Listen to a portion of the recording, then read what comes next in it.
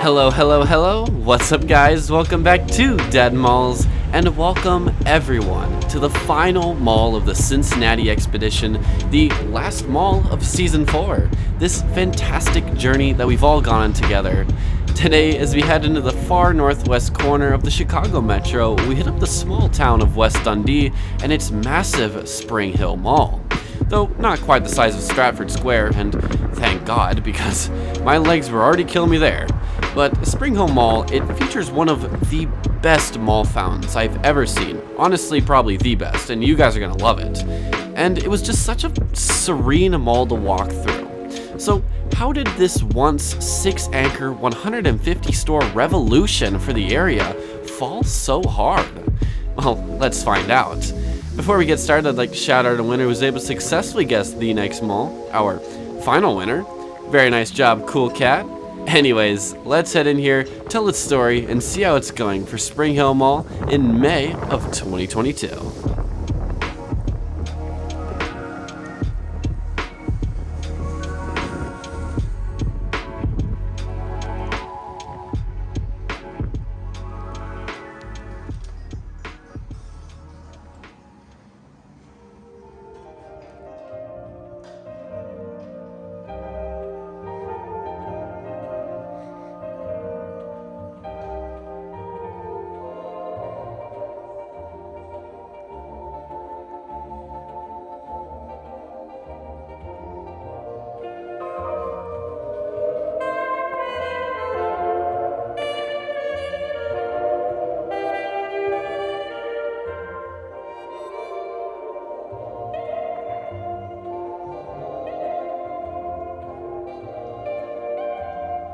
Upon entering Spring Hill Mall and really just walking through that really beautiful entryway, you're struck with the beauty of this mall.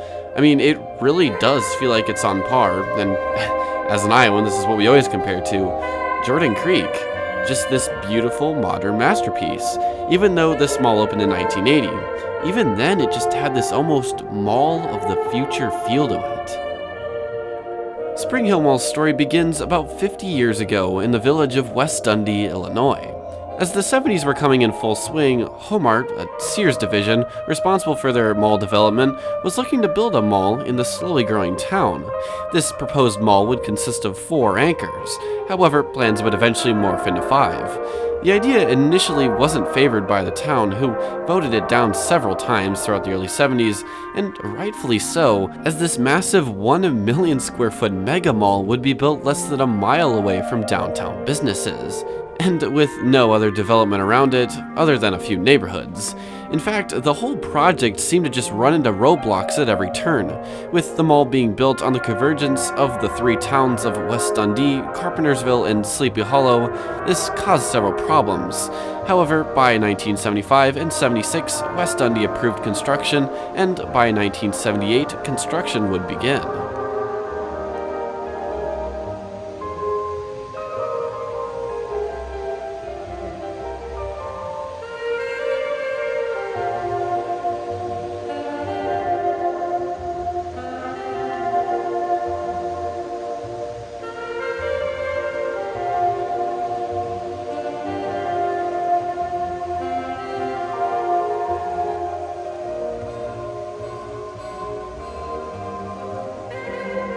This small fountain, it speaks for itself. I mean, I'm literally speechless. What more could you want? Jets of water, dancing streams, and beautiful benches and skylights all around? Oh, it's perfect. So, if any of you are watching these episodes back to back and tuning in from last week's Stratford Square, I gotta give you all a little brace yourselves warning, as I'm filming these episodes literally back to back. Like, as soon as I said, peace out guys, see you later, I was right into the intro of this video, and it's got me absolutely pooped. And that's because, as you're seeing this video on Saturday night, I'm actually in Pittsburgh filming a few malls for the far future Season 7. Some really good ones that you're not gonna want to miss, so stay tuned.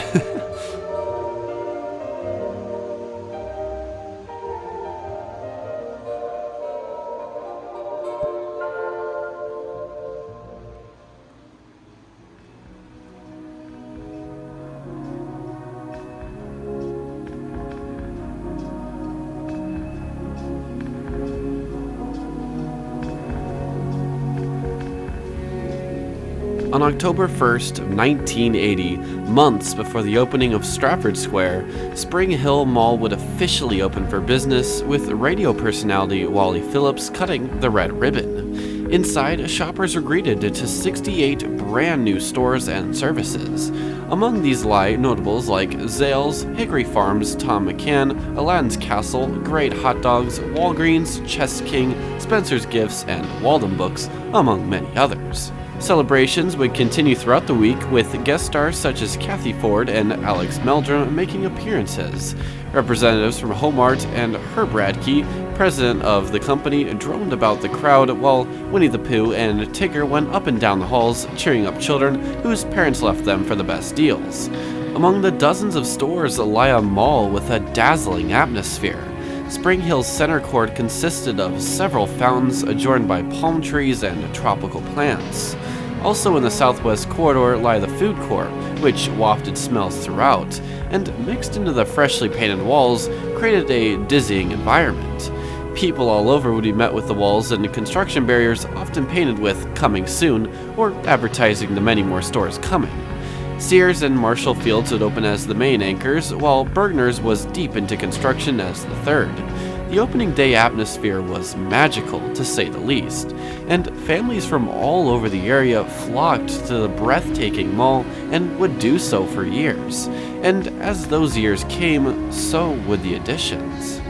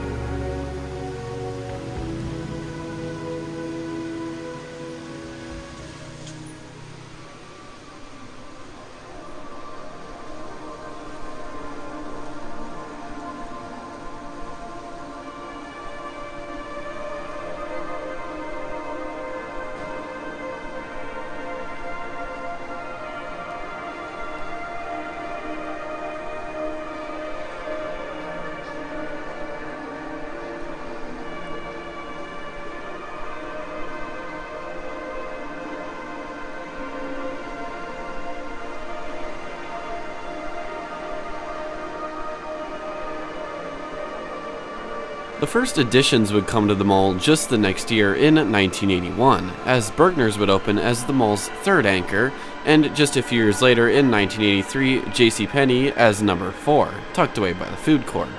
JCPenney had relocated from downtown Elgin, the town just south of West Dundee, and all over the area, downtowns and local businesses were feeling the effect of the mall, especially in West Dundee, as several Main Street businesses would close or relocate to the mall.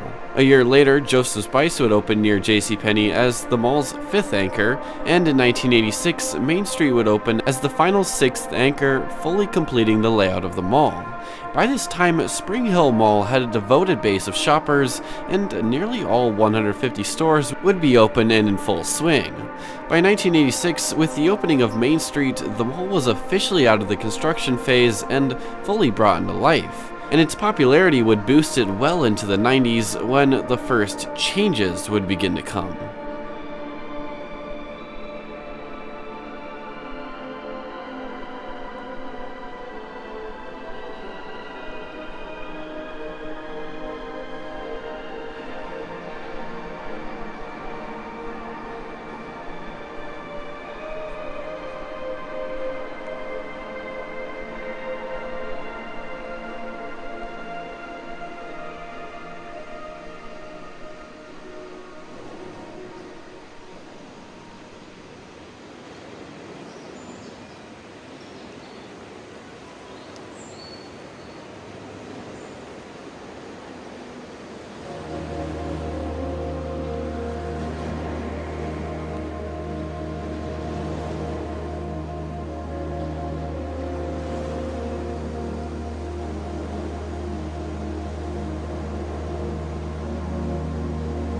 If any of you are looking for a place to call home for shopping, you should really shop Spring Hill.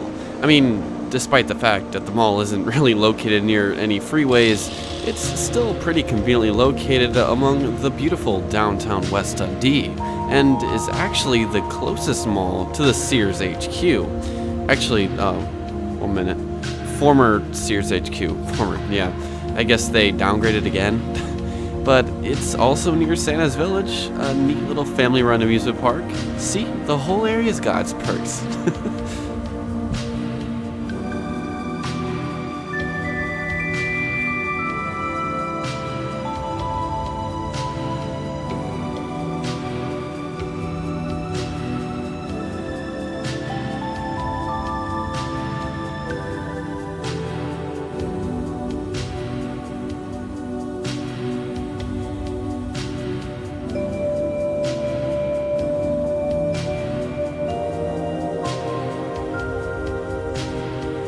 By 1990, Bergner's had been rebranded to Carson Pierce Scott after the acquisition by the Bergner's company, and just the year prior, Main Street would become Kohl's.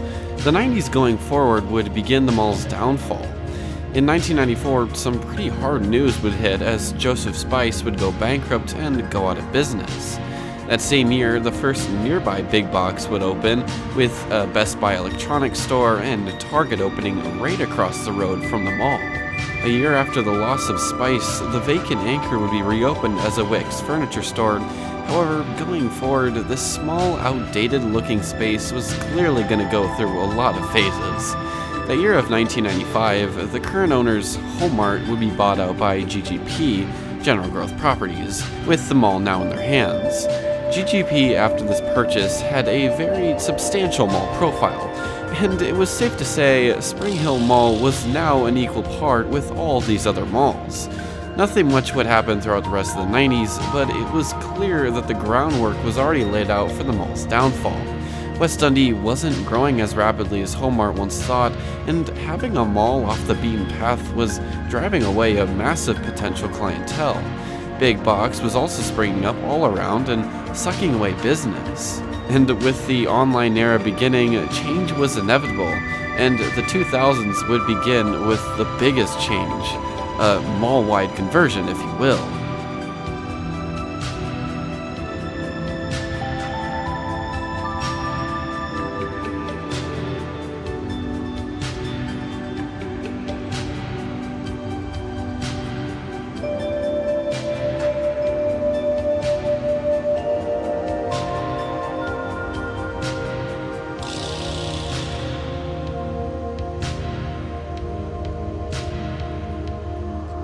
Here in the old Carson Pierce Scott wing, we are treated to some very vintage aesthetics, including a perfectly preserved KB Toys.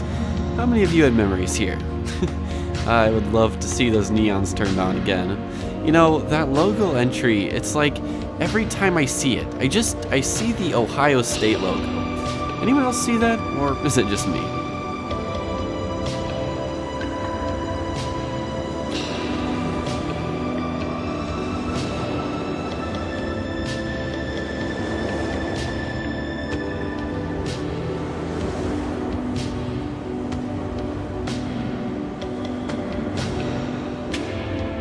In 2004, Barnes & Nobles would open near Sears as a massive new tenant, and along with this came the 2005 renovation. GGP would completely reimagine the mall, with new ceilings, walls, lighting, floors, fountains, and storefronts.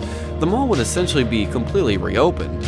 This is how you see it today, and in my opinion, it's a fine renovation, giving the mall that new age charm while also retaining a classic look and the architecture of Home Mart's design. In 2006, Marshall Field's had become Macy's, bringing the entire mall up to date with the anchor names. With the renovation, people came back in full swing and the mall was able to fill a few empty storefronts. However, this glory wouldn't last long. By 2007, the global recession was economically devastating communities and businesses. People were spending less and less money, and all throughout, Spring Hill tenants were closing rapidly, especially in the food court region. This whole area being tucked away in its own little pocket of the mall saw less and less people with each day, and it reflected negatively on the sales of anchors nearby.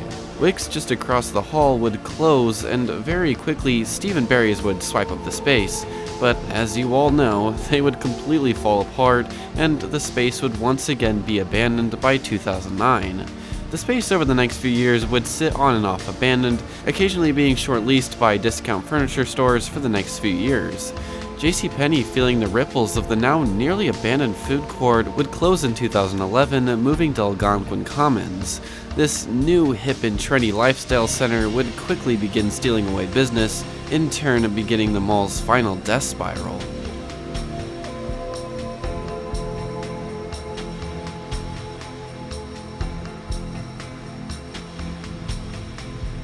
As shopping trends changed heavily, the ill-placed Spring Hill was left to stagnate as a large eyesore for the town of West Dundee. When JCPenney left in 2011, GGP would create several spin-off development firms for their malls, as their current profile was just too large. Spring Hill Mall would go into the hands of Rouse Properties. The only large contribution these guys would commit to would be the failed redevelopment. By 2015, the entire JCPenney wing, Old Spice, and food court were sitting completely vacant, and it was clear that this emptiness was seeping its way into the rest of the mall. By February, $40 million plans were put into action to demolish the entirety of the old JCPenney, Spice, and food court, and rebuild the whole wing with a Cinemark theater and several outdoor spaces, which would be pre-built and then built on top of. By the end of 2015, it would be done. The mall's west side would essentially be stumped off, and business would continue as usual. This whole redevelopment project would turn the mall into a mix of outdoor and indoor retail. However, it would fail so horribly. These big outdoor plots of land would never be built on, so what you have today is just these big green squares, with pathways twisting around them. It's a sad sight, to be honest.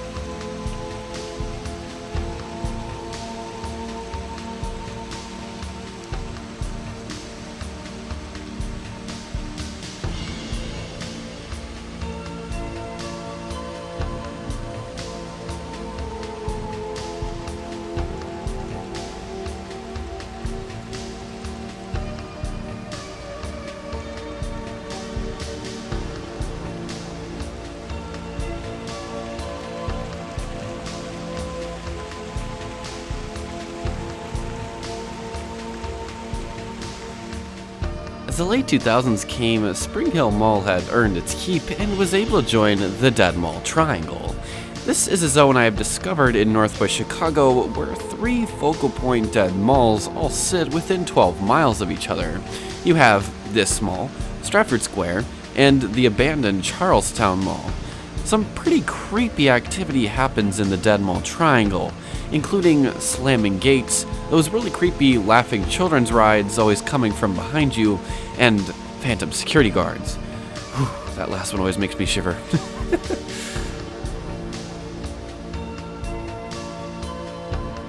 By 2018, Carson Pier Scott would close, further putting the mall under, and on the directory around this time, it was clear that they gave up on crossing out closed stores, as the directories all over the mall today at this point have stores that have been gone for years. 2020 was an especially big kick as both Sears and Macy's would leave, now just leaving Kohl's as the sole anchor. By late 2021, Barnes & Noble's, the last large tenant in the mall, would leave, and soon after that, the mall would be sold to Kohan, who, of course, has no plans to help. People venturing into the mall around this time found a sad modern timepiece of a beautiful retro modern mall left to ruin. A mall filled with emptiness and what feels like countless attempts of an effort to fix it. And that leaves us where we are today. As of late 2022, long after I filmed this episode, Spring Hill Mall is in the heat of complete redevelopment, which will see the mall and its anchors demolished and be replaced with outdoor shops, offices, and condos, wiping away all remnants of a former life.